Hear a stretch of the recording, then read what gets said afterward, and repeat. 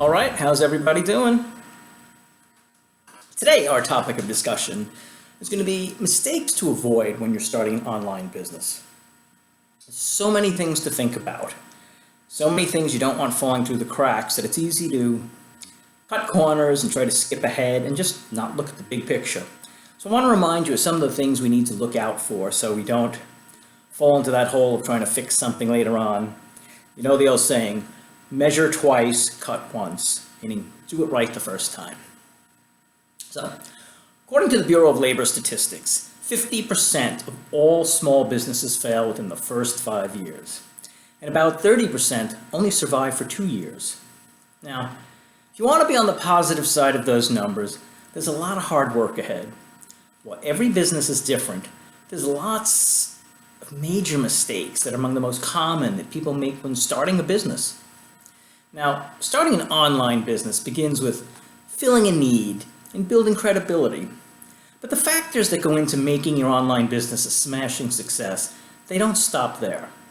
While the barriers for setting up a company are low, the majority of people starting an online business fail largely due to mistakes that seem obvious in hindsight, such as overestimating profits or trying to be too many things to too many different people from the onset. But there are many more mishaps because business owners don't have the experience. So, to enhance your shot of success, let's try to avoid these common mistakes when we're starting an online business. And the first is thinking that all you need is an idea. An idea is a great start, but it's not a business. There's a lot more. First and foremost, there's a good work ethic.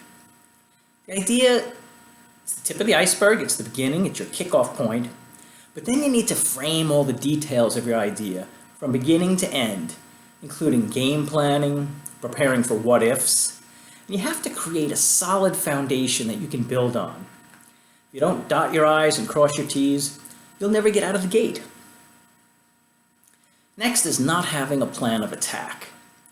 You don't need to have a formal business plan, although I do highly recommend it, but you still need a plan. People regard the business plan as homework and they just don't want to do it. But planning truly helps. It gets you to think through everything. I want to say, you don't need a formal 20-page business plan to successfully plan a business. But you do need to know who your customers are, what you're selling, what people are willing to pay for that product or service. In addition, you need to work out how much cash you've got and how long it's going to last. You need to understand what your marketing plan is. You need to understand what your competition is doing. You need to understand the barriers for entry. And you need to really figure out how long your cash is going to last. And if you run out of your initial cash flow, what's your backup plan? Can you get a loan? Have you funded it through friends and family? You need to have not only plan B, but you really should have plan C and D, because things rarely go according to plan. So be ready. Next is focusing too much on the little stuff. First, you need to get your business off the ground. Now, this directive may seem obvious. New business owners can get really bogged down in the details. Don't do this by getting sidetracked and focusing on things like how your business cards look or the design of your logo, because then you're just wasting valuable time. Instead, concentrate on tasks that are going to help propel your business to the next level. I like to think of it as what's going to make you profitable. Follow the dollar. You need to get the dollar in the door, cover the expenses, and then make sure you're making a profit. A lot of things, they're going to make you look better, they're nice to have, they're more intangible, they'll help your reputation in the long run. But initially, make sure you have a business model that works. Your cost of goods sold is less than your price. So, basic accounting, but it's amazing how quickly that can get out of sorts. Next is not worrying about the money. Be optimistic, just not about money.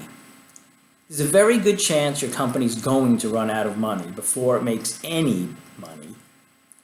So you've got to know how much cash you have to run your business. You got to know what your burn rate is, and you have to make sure you have a plan to try to get more before you run out. And you need to do this before you even start. Too often business owners scramble to raise funds when it's already too late. Instead, founders go from the get-go should create financial plans, detailing milestones and how much money it's going to take to get to these levels. And if for whatever reason we fail to make our projections, what do? Who do we go to for that second round of funding, and maybe for that third or fourth round of funding? But you need to know this before you start, because if you don't, when you need money, it's going to be too late. Next is undervaluing what you're selling. Whether you're selling a product or service, set the price at what it needs to be to make a worthwhile profit. Set the starting price after considering the labor, material, and any other costs that are involved with making that product. As your business evolves, you always have to continue to adjust your price points. But once again, basic accounting. How much does it cost me to make this? How much does it cost me to market this? What are my other expenses? How much am I selling it for? And does it make sense? So don't undervalue what you're selling. Oftentimes the market will bear a higher price. We just have to figure out what's fair, what makes sense, and so you can cover your costs. Here's a big one. Ignoring customer service. While so many of our business transactions are happening over the internet, it's easy to forget that customers are people who are more likely to return to your website if they have a good experience. So make sure you have some way of interacting with the people visiting your site, either through a live chat, survey, email, or even phone. Also, monitor social media sites for brand sentiment and check out review sites like Yelp to see who isn't happy with his or her experience and reach out. But it's very important to monitor what your clients are saying, what they're doing, and how they're feeling. It's one thing to get the sale, but it's another thing to keep them happy after the sale, because who's most likely to be a second-time buyer is a first-time buyer. It's a much easier sell than the second time. But if you can't get the second-time sale, it probably means your model isn't working very well. Okay, giving away too much and getting nothing in return. Before you've established credibility as a seller or an expert, offering something for free can turn into a conversation and a long-term customer, and especially for those entrepreneurs focused on offering services. However, the cost of free product can really add up. So think of offering something useful and intangible in exchange for a customer's email address, such as a free ebook, a recipe, instructions, webinar, guide, or checklist. We also need to be careful we don't spread ourselves too thin on social media. When you're starting off with marketing and building your brand, test out one or two main social media audiences and find out what you know about your audience. Where are they? And try to build a customized audience with a small budget. Certain people, certain client characteristics are going to be drawn to certain social media sites. Make sure you're on the right one, but don't blow your entire advertising budget right at the start. As a general rule, Facebook and Pinterest tend to be better for product sales. LinkedIn is better for business personality trying to build their own brand. So LinkedIn's a good place to start for repurposing content. Next is skimping on early hires. Entrepreneurs rush the hiring process too quickly to fill positions in order to scale their business. But by going down this route, founders run the risk of bigger issues down the road, including a mismatch in a skill set and business needs, a personality that doesn't bode well in the company with their culture, or just a lack of commitment to the company's mission. So in hiring, look for people who have the skills you don't and embody the qualities that you respect. The first 5 hires will set your company's temperature for the rest of its existence. Next is underestimating the obsession and drive it takes to succeed. You've read a lot about the importance of work-life balance. Well, forget about it, at least for the first year or two. Don't worry about time. Big ideas don't come when you're trying to manage every minute of your time. They don't come when you're multitasking. They come when you're focused on one thing. So let everything else fade to black. Another mistake to avoid is thinking that one size fits all. Just because a product or strategy has worked for one company, it doesn't mean that it's going to work for you. Have a healthy degree of skepticism about what you read and see successful elsewhere. You can also test your product using minimum financial resources. And that's what you should do. When you put together an advertising campaign, you put a small amount into it and you see how that works. If it works well, then you put a larger amount. But you don't put everything into it hoping it will work. Hope is not a strategy. Next mistake to avoid is not having a good lawyer and a good accountant. You're going to need support, you're going to need help, and from people who know what they're doing. Starting a business is complicated and rife with landmines. There are laws that must be followed, and those include income tax laws. The IRS doesn't play around. Make the wrong move or don't file the right paperwork, and you can find yourself in some real trouble. Retaining a lawyer and an accountant with an expertise in your specific type of business can save you from a serious crisis down the road. Okay, we also need to watch out for spending too much money too soon. You may have the capital, but it doesn't mean you should spend it all right up front. You need a balance between investing enough to make sure your business gets off the ground and not overspending before you figure out exactly where your finances should go. Start slow so you can get feedback and see results. Put profits back into the business before you expand. More than a few businesses have sabotaged themselves by trying to grow too quickly. Okay, here's one. Trying to launch while still working somewhere else. The reality is it's almost impossible to put the amount of work needed into starting a business while you're working somewhere else. A business needs your full attention to get off the ground. You can develop a plan and start accumulating finances in your spare time while you're still engaged in another company. Once you're ready to make the leap, you have to be ready to devote 100% of your time to it. So if you're not serious, chances are it's not going to work out. Another thing to be careful of is having someone else run things. It's your business. You need to not only be in charge, but be hands-on in the day-to-day activities, at least to start. You need to make the decisions. You need to be in charge. But you need to be the one determining agendas, schedules, vendors, and organizational structure. And if you have a partner or partners, you need to create a clear-cut division of responsibilities from day one. Because if you're not careful with this, you're not in alignment with your partners, you don't know what's going to happen. Take things one step at a time. You need to be the one determining agendas, schedules, vendors, and organizational structure. If you have a partner or partners, you need to create a clear-cut division of responsibilities from day one. You need to keep both hands firmly on the steering wheel and make sure every detail is considered and accounted for. Be prepared to work around the clock, unfortunately. Contrary to the popular saying, there's no such thing as an overnight success when it comes to business. Now, when things don't always go right and things are going to go wrong, so how do we survive the setbacks? How do we turn mistakes into opportunities for success? Well, the young entrepreneurs who launched Green Bulb, which is an electronic cigarette company, have no problem rattling off the many mistakes they've made recently to get their venture off the ground.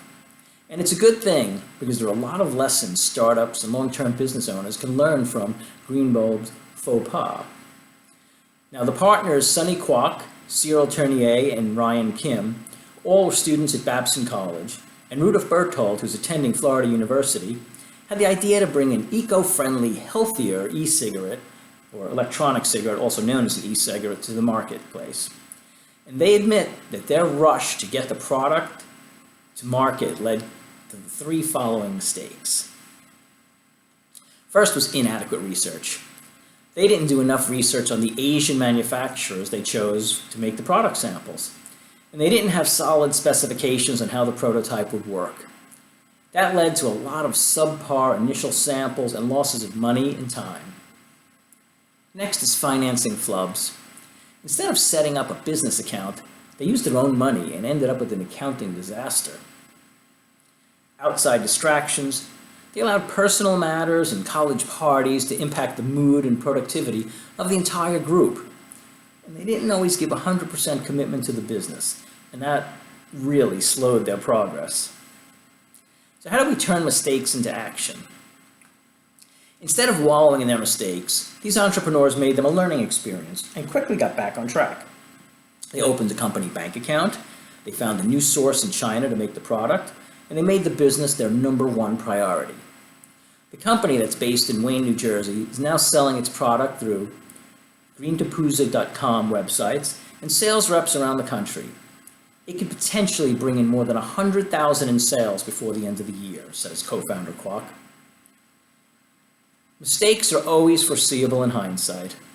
They're bound to be made, and they can bring a huge setback for your business. But don't fear business blunders. All fear is an illusion. It only exists to be overcome, because once dealt with, it no longer exists. Now, that kind of mentality seems to separate successful entrepreneurs from the ones that are less likely to make it. Failure can be part of an entrepreneur's daily life. 6 out of 10 businesses fail. However, the great ones are the ones that learn from it and carry on. Now, there is a pattern of mistakes entrepreneurs tend to make early on. And here are the big ones: taking on too much debt, sourcing products from the wrong company, not really knowing how a product will work, pricing products or services too high or too low, not hiring enough people or hiring too many, not sufficiently researching the marketplace for a product or service. So, how do we deal with these early flubs? Well, the first thing you can do is spread your risk. Avoid one mistake that's going to doom your entire business. Don't put all your eggs in one basket. And that means don't spend all your money on one product and sell it to only one client. Don't beat a dead horse. If you realize that what you're doing isn't working, change it. For example, if your samples you're getting aren't adequate, get a new supplier. You may take a hit, but it's never too late to turn back when you find out you're on the wrong path. Go back to the drawing board. Figure out where you went wrong in the first place, and then get back on track. And you can always get outside opinions.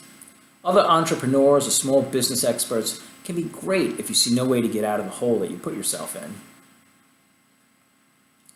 So that's just what Glenn Phillips, owner of Pelham, Alabama-based Forte, did after he almost killed his software company. He took on too much debt and he didn't figure out how much to charge for service. At the time, he didn't have a credit line from the bank, so he used his business and personal credit cards to fund the business. He had 15 employees, which was more than he needed, and he was borrowing money to pay bills. I was very optimistic I was going to get the next project, but it didn't come because the economy had slowed, he recalls, and the company ended up with a $300,000 hole in 2002. The easy out was to file for bankruptcy. But instead, he admitted to himself, I don't know what I'm doing here.